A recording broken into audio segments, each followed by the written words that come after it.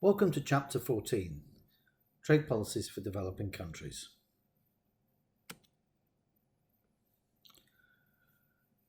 Trade policy alternatives for a developing country.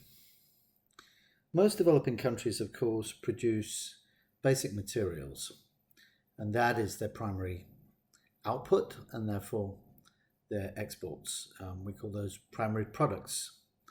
Some of these will be commodities. Some of them will be agricultural products. Some of them, these will be metals and minerals. Attempt to raise the prices of primary products that are exported. Protect and encourage new industries that produce products sold into the local market. Encourage new industries that produce products that are exported. So these are some of the trade policy alternatives for a developing country, and we're going to discuss each of these in turn. So exports of goods and services are about 37% of GDP in developing countries versus 28% for developed countries. So in other words, developing countries are more reliant on exports than developed countries, and developing countries are the source of nearly a half of all world exports. So developing countries these days tend to be quite open, and they obviously want to make sure that their goods and services reach the rest of the world. About 42% of exports by the developing countries go to industrialized countries, but these are only about 38% of industrial country imports. So what role can trade and trade policy play in the economic development process? And how can trade and trade policy be used to boost incomes and economic growth in those poor countries, in those developing countries? If we look at H.R.O. Lin, many developing countries clearly have a comparative advantage in land and natural resources that are found in the ground. In fact, there's a variation of the H.R.O. Lin model that looks at natural resources as a comparative advantage. If you have a lot of a natural resource, then clearly you have a comparative advantage in that natural resource. Developing countries also have a comparative advantage in unskilled or less skilled labor. So what should the government of a developing country do about imports and exports to promote economic growth and promote a high standard of living for its people? So which trade policy for a developing country? This is the third slide. In choosing a trade policy, should the developing country just use the standard analysis of international trade, or do developing countries require a separate kind of analysis? The pros and cons of restricting or subsidizing trade are just the same in theory, and so the specificity rule still applies. But one difference is the degree of emphasis that one can put on the various policy alternatives. And another difference comes to the factor input markets. In developing countries, capital markets work less efficiently, and the allocation of resources sometimes is dependent often on the financial system, and in most developing countries, financial systems are not well developed. Also, labour markets tend to work less efficiently in many developing countries, where the wage gap between expanding and declining sectors is usually greater than in higher income countries, providing a clue that some labour is kept from moving to its most productive use.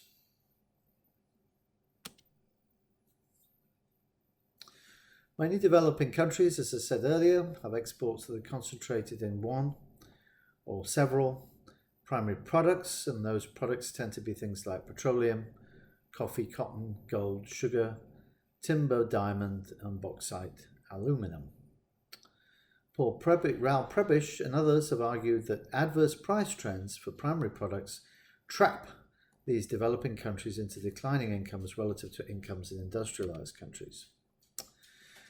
What are the forces that depress the primary product prices? Well, first of all, Engels' law. And Engels' law states that income elasticity of demand is less than 1 for things like food. So, in other words, as global per capita income rises, demand shifts towards better forms of food and away from basic commodities.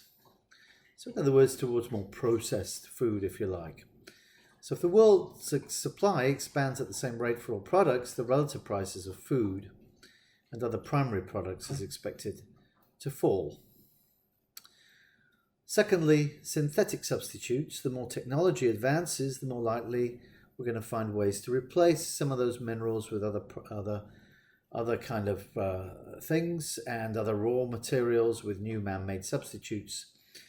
So we don't need to import those products, for example, from the countries that produce them. Again, demand shifts away from those primary products. Good example I was thinking about the other day is, if you ever have a crown, they offer you an amalgam, and the amalgam is basically a synthetic crown in your tooth, to crown your tooth. Whereas gold used to be the kind of standard for crowns. And that now is kind of a special deal. If you want a gold crown, you have to ask for it, and it's going to be extra. So because of technology, of course, most crowns are much cheaper than the gold equivalent, and they are harder wearing. Unfortunately, they don't have the, as an aside, they don't have the antibacterial repellent characteristics that gold has. That's one of the reasons why, if you ever get a crown, you might consider splashing out for the gold version of it, because it repels bacteria. Other things, nature's limits. So the supply of primary products grows relatively slowly. For instance, in terms of diamonds, which are a major export for equatorial Africa. The amount of diamonds is pretty much fixed, and it's very rare that we have a new discovery of diamonds. A relatively slow productivity growth as well. One of the ways in which labor becomes more productive, certainly in the developed world, is because labor works with more advanced machinery in producing things. Think of now we've gone from, assembly lines with people putting things on vehicles and screwing things in, to robots doing most of it. And basically the role of humans is just in terms of checking that the program is running okay. So there's usually a computer software engineer there, and also checking that the robots are okay, and replacing the rivets in the robotic arm and that kind of thing.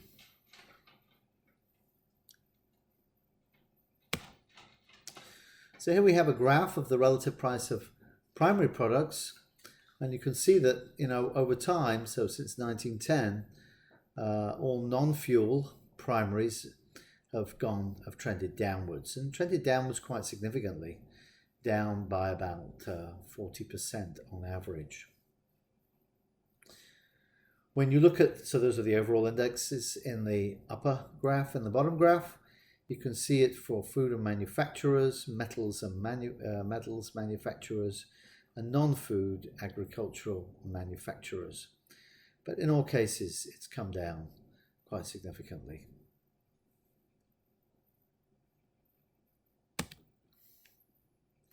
So for each commodity group, the relative price index is the ratio of the dollar price index for the indicated primary product to the dollar price index for exports of manufactures by industrialized countries.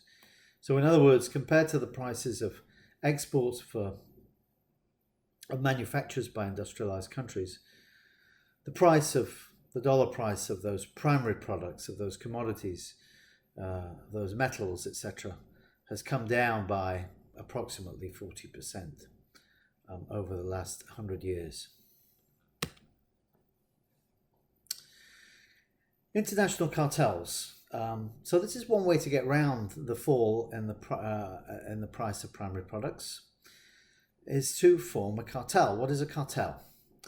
If a group of nations or firms gets together and tries to fix the price, that's known as a cartel or a price fixing cartel.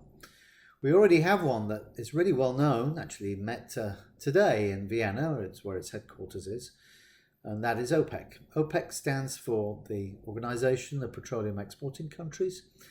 It's mostly Middle Eastern countries, but there are other countries that attend the meetings. Russia attends as an associate member. There are other members as well outside of the Middle East who are members. Venezuela was a member, but at that meeting, OPEC tries to limit the amount of oil being produced, and that would obviously tend to force up the price because basically you're shifting the supply curve to the left.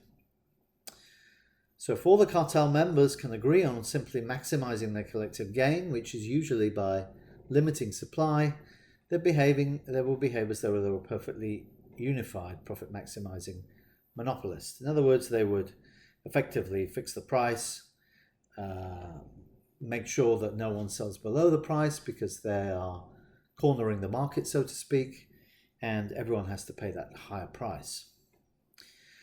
I was watching Narcos Mexico recently, and that's exactly what the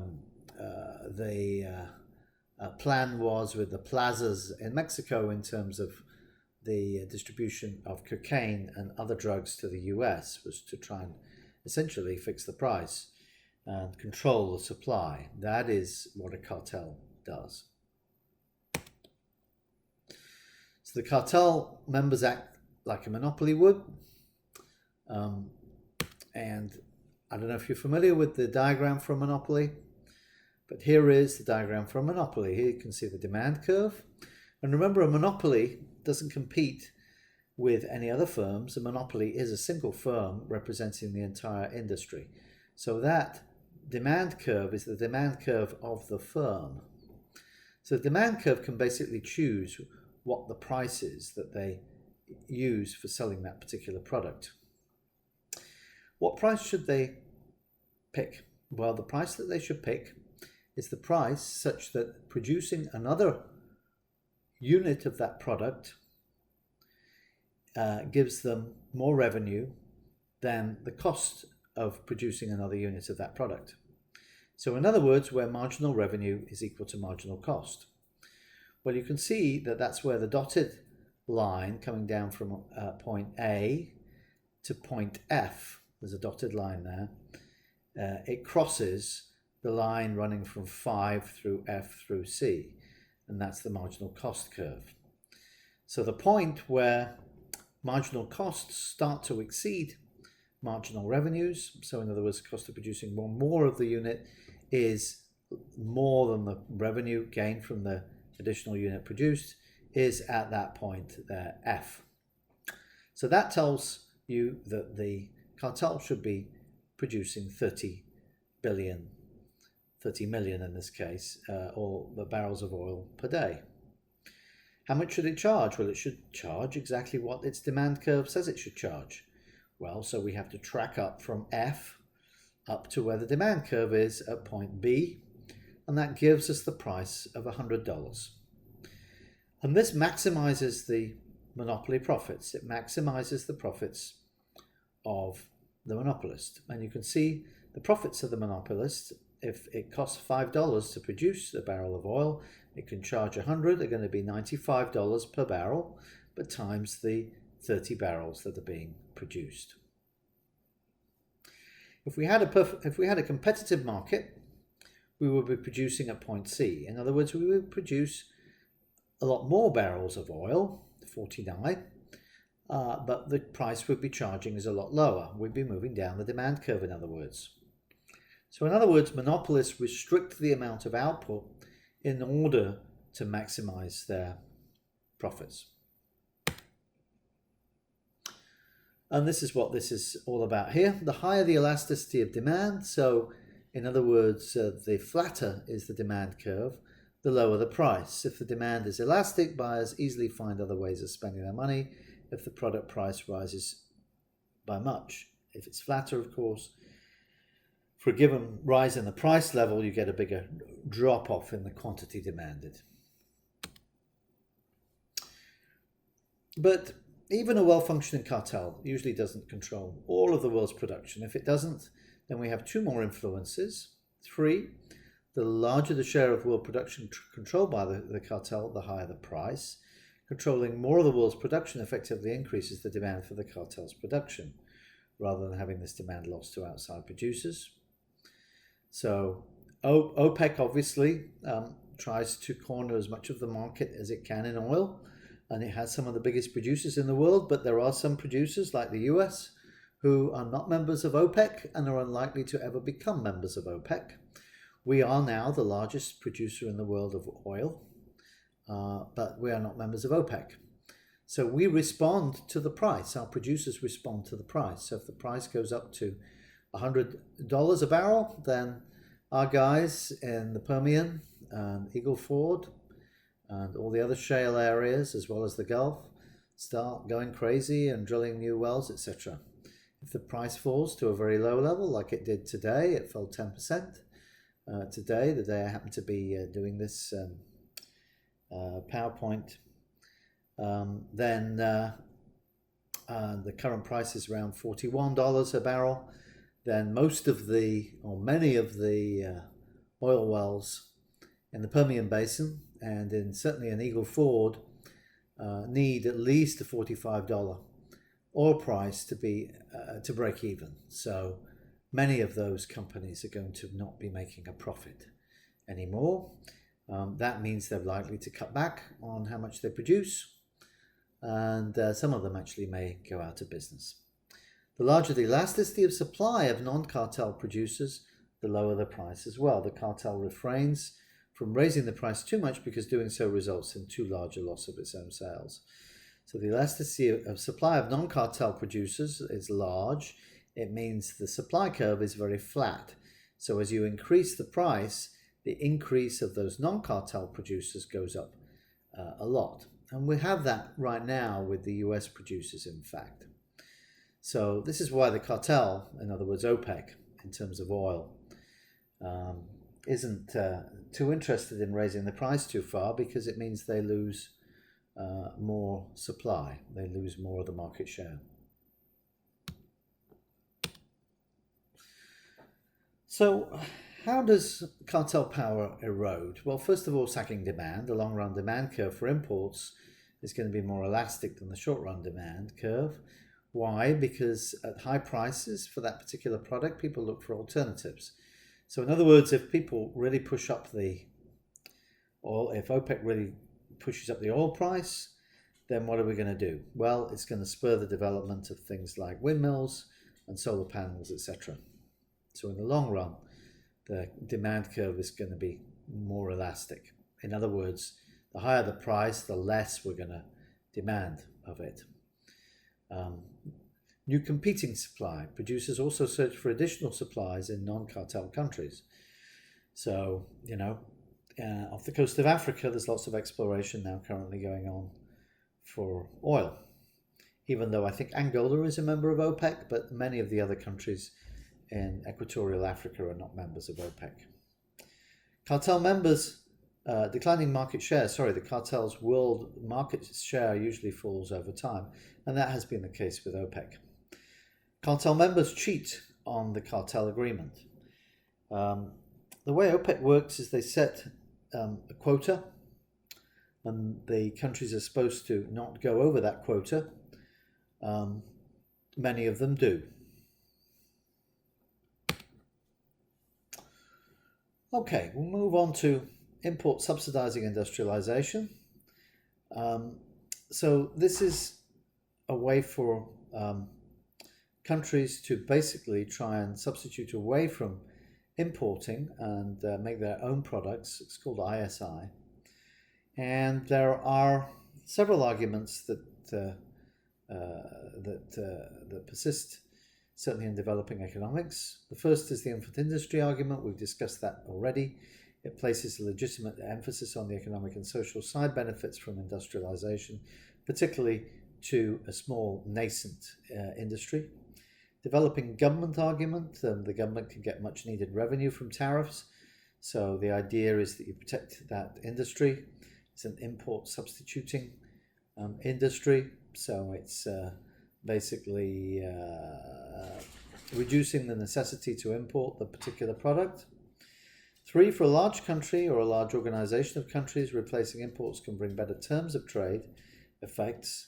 So if you remember, that's exports prices over imports prices, then expansion of export industries. So replacing imports means that instead of having expensive imports in there, you make the product yourself. So that tends to lower the import price. Remember, it's export price over import price. So if import price goes down, that pushes the terms of trade up. Excuse me.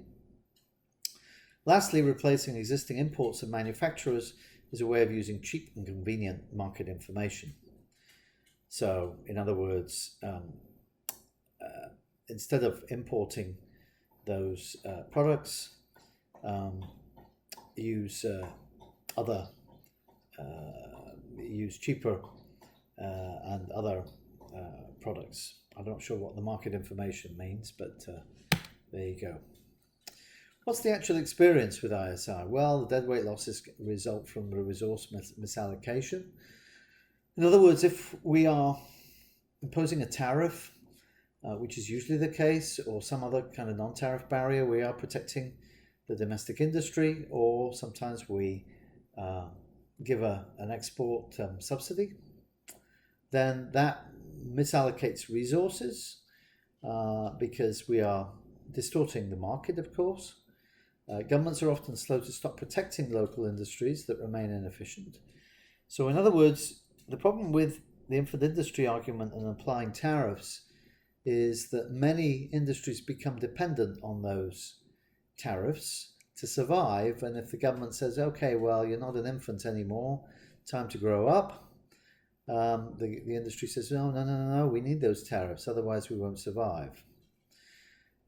So many countries now, many developing countries, instead of using the usual infant industry argument, have gone the other way and have shifted to more outward-oriented or freer trade policies.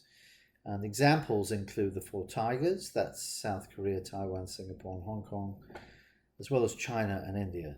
They've tended to use more export subsidies and open up their economy.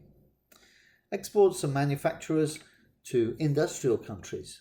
So developing countries have been able to become exporters in standardized manufacturing lines where technological processes cool down, such as textile, tires, and simple electrical appliances. One has to understand that technological progress is usually difficult for developing countries because they don't often have the resources to afford the latest machinery or equipment. And also, in terms of workers, the skills that workers have often, in developed countries are often not there in developing countries.